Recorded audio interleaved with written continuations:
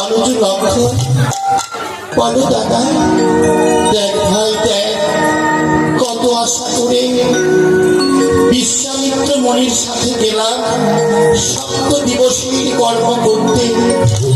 মিথুনায় হলো শুভ বিবাহ জনক রাজার ঘরে। হরধনু ভঙ্গ করে লাভ করলাম দেবী সীতাকে। আর আজ দেখ ভাই, হলাম আমরা বনবাসী। তুই আমার অনুজ, আমি তোকে বারবার করে নিষেধ করেছিলাম, বলেছিলাম ওই ভাই লক্ষ্য, আমার পিতা সত্য পালনের জন্য আমি যাব বনবাসী, কিন্তু তুই কোনো কথা মানলি না। দাদা গো, তুমি কি মনে করে দেখো, কে বা তুমি, কে বা আমি, তুমি কি কোনো বিহারী নারায়ণ, আমি যে শেষ না, তোমার মস্তকে ছত্র ধরে থাকতাম আমি চিরকাল। তুমি এলে বনবাসী, তোমায় কি একাকি ছাড়তে পারি পিতা? দাদা, তাই তো আমি তোমার সাথে এলাম বনবাসী। লক্ষ্য, ওরে ভাই লক্ষ্য, বলতে পারিস ভাই, বলতে পারিস কোন কক্ষণই জন্ম নিয়েছিলাম আমি, জীবনের সুখ পেলাম না, শান্তি পেলাম না, শুধু কাঁদতে কাঁদতে জীবন বোধহয় আমাদের অতিবাহিত হয়ে যাবে। এলাম পিতৃসত্য পালনের জন্য বনবাসী।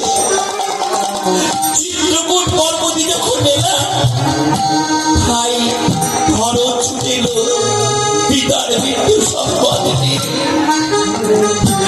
আমি যেতে পারলাম না, আমি তার জ্যেষ্ঠ পুত্রই পিতার মুখাগ্নি করতে যেতে পারলাম না।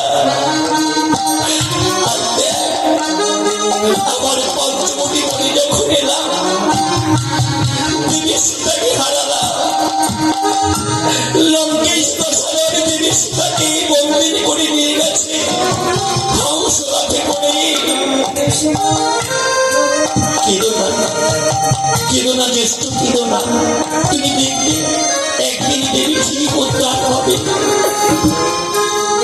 হনুমান, হনুমান, জয় শ্রীরাম। বলো প্রভু, বলো, কেঁদো না প্রভু, কেঁদো না। তোমারই ভক্ত হয়ে হনুমানই সব সইতে পারে প্রভু, কিন্তু তোমারই চোখের জল আমি সইতে পারছি না। তুমি কেঁদো না প্রভু, তুমি কেঁদো না। আর কেউ নেই তাই না হনুমান?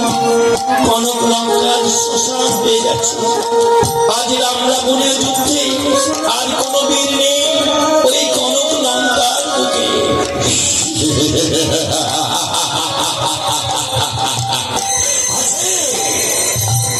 আছে ভিখারি রাজ, আছে ভিখারি লক্ষ্য, আর কেউ না থাকলেও রাবণ পুত্র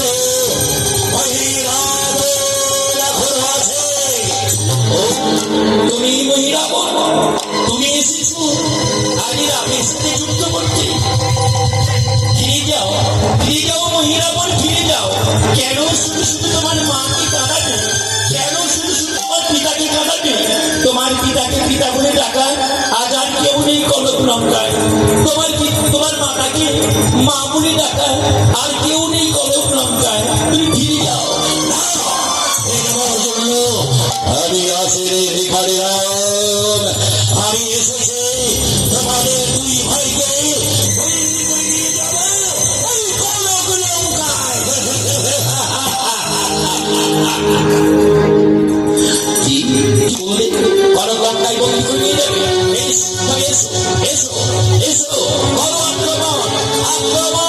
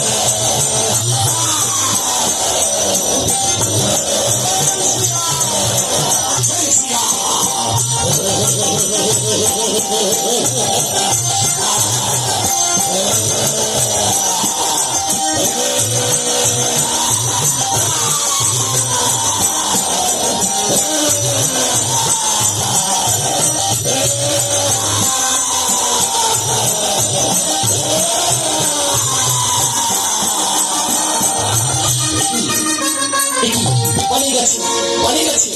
আজ আজ রণে ভঙ্গ দিয়ে পালিয়ে গেছে। আজ ওই মহিরাবণ আর কেউ নেই, আর কেউ নেই। পালিয়ে গেছে, পালিয়ে গেছে। আজ মহিরাবণ পালিয়ে গেছে, পালিয়ে গেছে। না না রামচন্দ্র, মহিরাবণ পালিয়ে গেছে তিনি।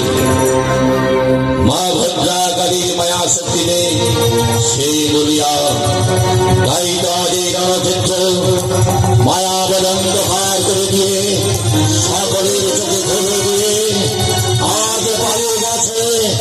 ও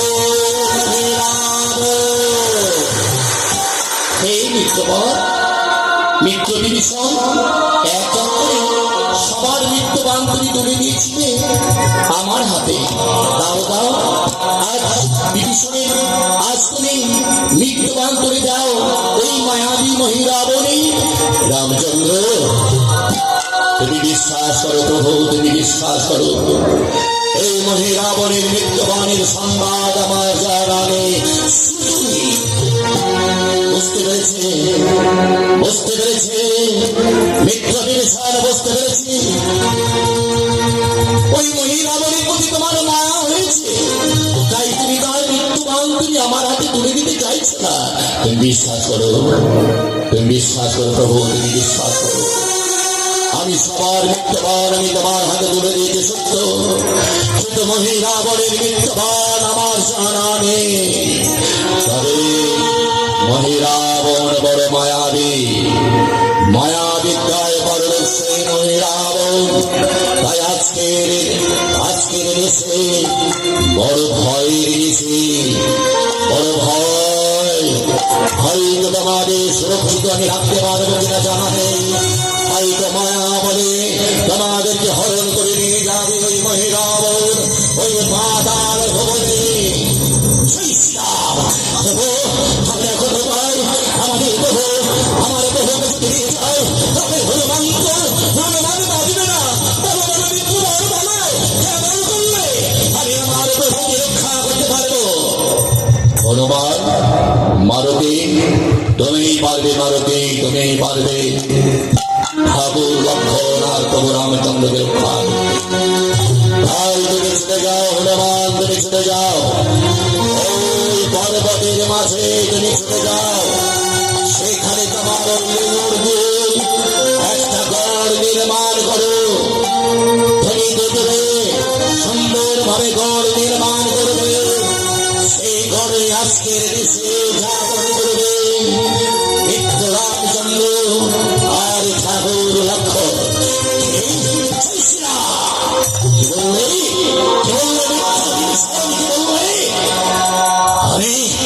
আমি রক্ষা করতে পারবো প্রভু রামচন্দ্রকে, আমি রক্ষা করতে পারবো ঠাকুর লক্ষণকে। তুমি পার হো, পার হো মিত্র বিভীষণ, পার হো। এই মধ্যে আমি চললাম ওই পর্বতের মাঝে, আমার লেজ দিয়ে আমি নির্মাণ করবো। জয় শ্রীরাম, জয় শ্রীরাম, জয় শ্রীরাম।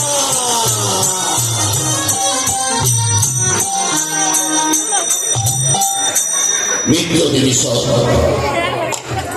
আজ হনুমান চলে গেল পর্বতের মাঝে, তার লেজ দিয়ে একটি গড় নির্মাণ করবে।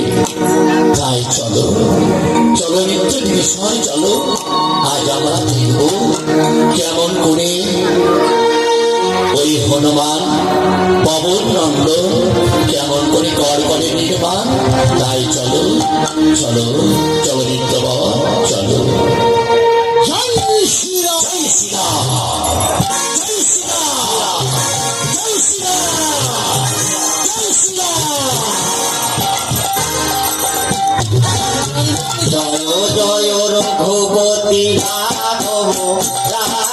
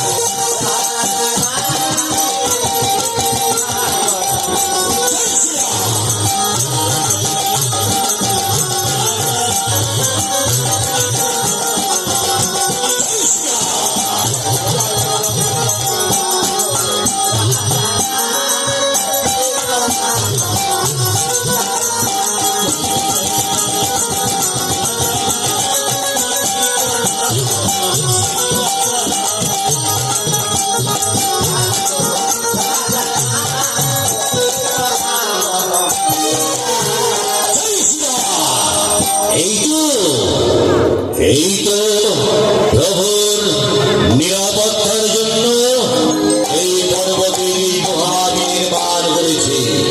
বাহ, খুব সুন্দর হয়েছে। জয় শ্রীরাম, জয় শ্রীরাম। প্রভু, প্রভু, কোথায় বিষ্ণু?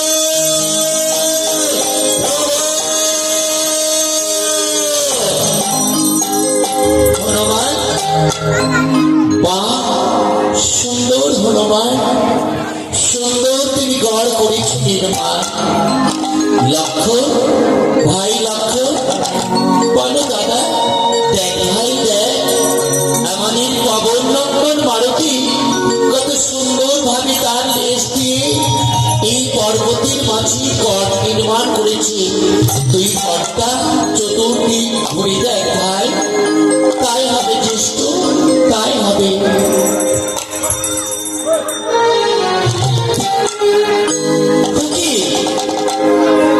জ্যেষ্ঠ, সমস্ত দিক ঠিক আছে, কিন্তু আকাশ দিক থেকে ফাঁকা।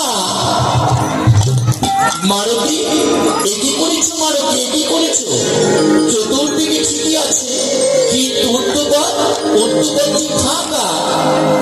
প্রভু, তুমি ভুলে গেছো কে বা তুমি?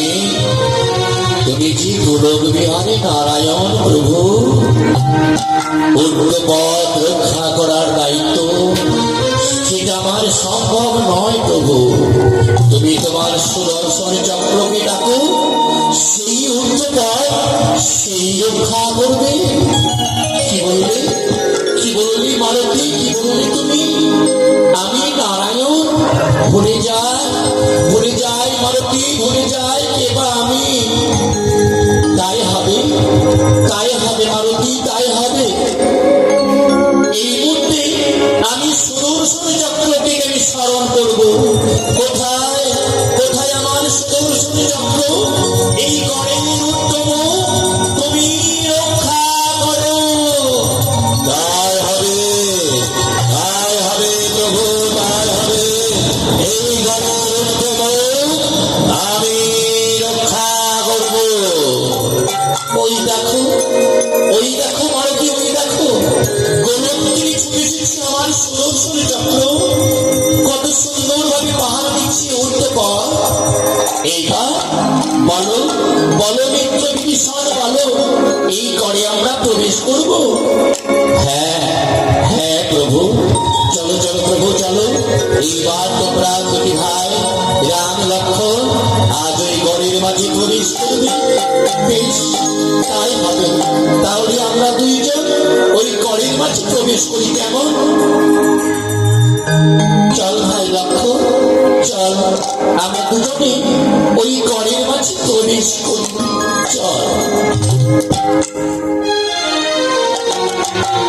ভারতে, ভারতে, তোমার দায়িত্ব এখনো শেষ হয়নি মারুতি। এখন আমার দায়িত্ব আছে, আমি গড় নির্মাণ করলাম, এরপরে এখন আমার দায়িত্ব আছে। হ্যাঁ হ্যাঁ মারুতি, হ্যাঁ, এখনো তোমার অনেক দায়িত্ব। এক কাজ করো মারুতি, তুমি গড়ের মাঝে তুমি যেন কাউকে প্রবেশ প্রবেশ করতে দেবে না। খুব সাবধানে পাহারা দেবে ঘরের দ্বার। এখো এখো মালকের, ভুল করে যেন ঘরের দ্বার হতে তুমি চলে যেও না। যদি চলে যাও তাহলে প্রভু রামচন্দ্র আর ঠাকুর লক্ষ্মণকে আর রক্ষা করা যাবে না। তাই আমি চাই তুমি পাহারা দাও এই ঘরের দ্বার। জয় শ্রীরাম, জয় শ্রীরাম। তাই হবে, তাই হবে, তাই হবে, রুদ্র দেবে শহরে, তাই হবে। এই হনুমান যতক্ষণ বেঁচে থাকবে বিশ্ব ব্রহ্মাণ্ডের কারো অবতারে আমার প্রভু কোনো ক্ষতি করে। জয় শ্রীরাম, জয় শ্রীরাম, জয়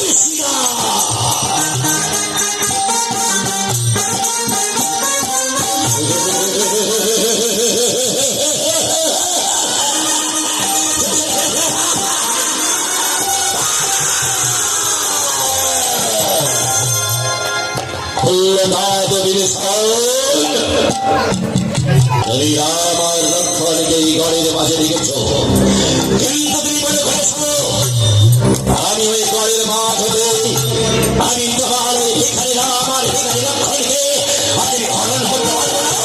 পারবো, পারবো, খোল্লতা তুমি ভীষণ পারবো। আমি যে মায়া মা ভদ্রা কালী যে আমাকে দিয়েছে মায়া শক্তি, তাদের মধ্যে আমার মা ভদ্রা কালীর মায়া শক্তির প্রভাবে আমি আমি রামের জননী কৌশলার ধারণ করে যাব ওই ঘরের মাঝে। তাদের মধ্যে আমি কৌশলার ধারণ করব।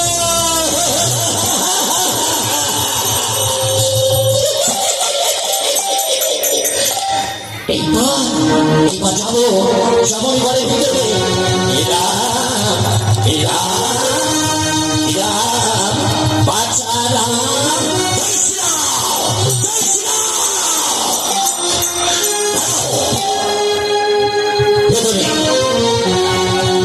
দেখছো না বাচ্চা, শুনেছি আমার ছেলে রামের বড় বিপদ হয়েছে।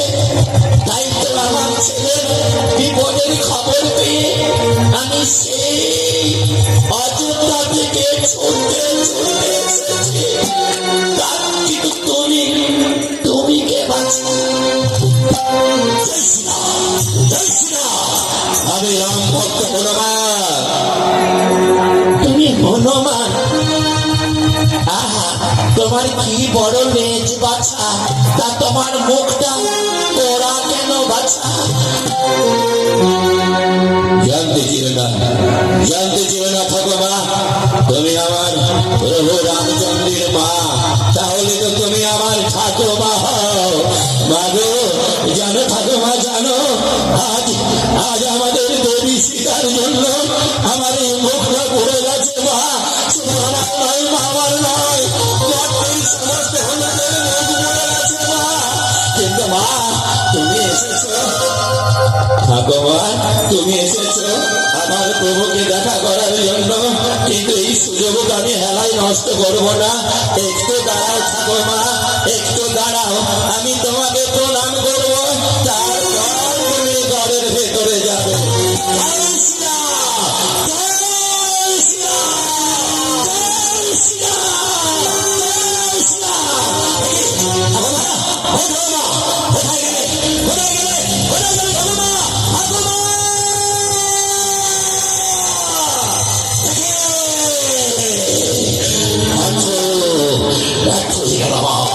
আমি রামচন্দ্রের মায়ের রূপে ধারণ করলাম, কিন্তু হনুমানের সাথে ধ্বংস করে দিল। কেমন করে আমি হরণ করবো আমার লক্ষ্মণকে? কেমন করে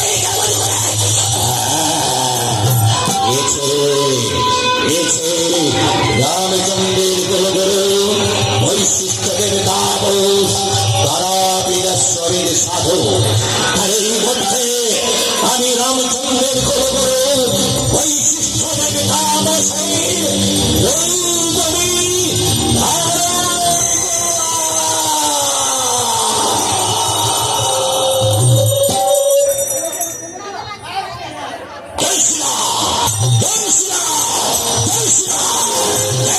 ঘরে ঘরে এসেছো,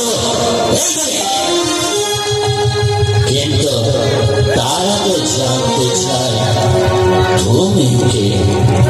আমি আমি রাম ভক্ত হনুমান, বলো তুমি কে? ও, তুমি রাম ভক্ত হনুমান, তোমার কথা আমি অনেক শুনেছি। জানো আমি কে? আমি তোমাদের প্রভু রামচন্দ্রের কুলগুরু বৈশিষ্ট্যদের তাপস। বৈশিষ্ট্যদের তাপস আমার প্রভুর কুলগুরু? হ্যাঁ বাছা, আমি তারাপীঠ আশ্রমে থাকি। তারাপীঠ আশ্রমে থেকে আমি শিক্ষা লাভ করেছি। শুনলাম রামের বড় বিপদ, তাই তো তার বিপদ হরণ করার জন্যই আমি এলাম। দাও দাও, তুমি পথ আগলে দাঁড়িয়ে রয়েছে কেন? তুমি পথ ছেড়ে দাও, আমি ঘরের মাঝে প্রবেশ করবো। তুমি তুমি আমার প্রভু গুরু, তাহলে তো আমাদের গুরু। অপেক্ষা করো, অপেক্ষা করো গুরুদেব, অপেক্ষা করো। এই সুযোগ আমি আর কোনোদিন পাবো না। তাই তোমাকে এই গুহার মাঝে, গুহার দ্বারে একটিবার ভালো করে সাষ্টাঙ্গে প্রণাম করে নি। জয় শ্রীরাম, জয় শ্রীরাম, জয় শ্রীরাম। গুরুদেব আশীর্বাদ করো, গুরুদেব আশীর্বাদ করো। গুরুদেব, গুরুদেব কোথায় গেল গুরুদেব? কোথায় গেল? ও বুঝতে পেরেছে, বুঝতে পেরেছে, এই গবেষণে মহিলা বলে মায়া। আমাকে নিত্য দিশান বলেছে কোন মঠে যেন বরের দ্বার আমি না খোলে। তাই আমি অদম্য প্রহরের মতো এই ঘরে দাঁড়িয়ে আমি দাঁড়িয়ে থাকবো। জয় শ্রীরাম, জয় শ্রীরাম, জয় শ্রীরাম।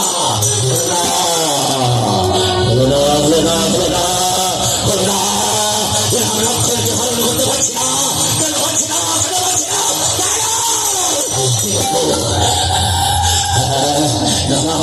ওদেরকে হরণ না করলে, ওদেরকে হরণ না করলে পিতা পিতা শান্তি পাবে না। ওদেরকে হরণ করলে আমার মায়ের কলঙ্ক দূর হবে না। আমি কি করবো, কি করবো, কি করবো, অনেক মনে কি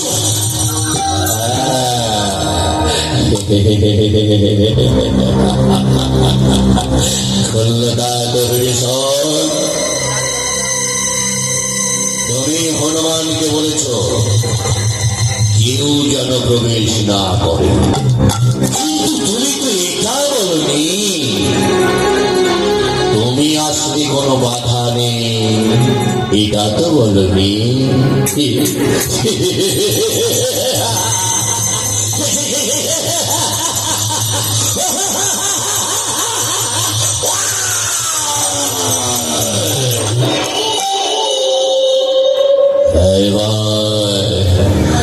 এইবার রামচন্দ্রের নিত্য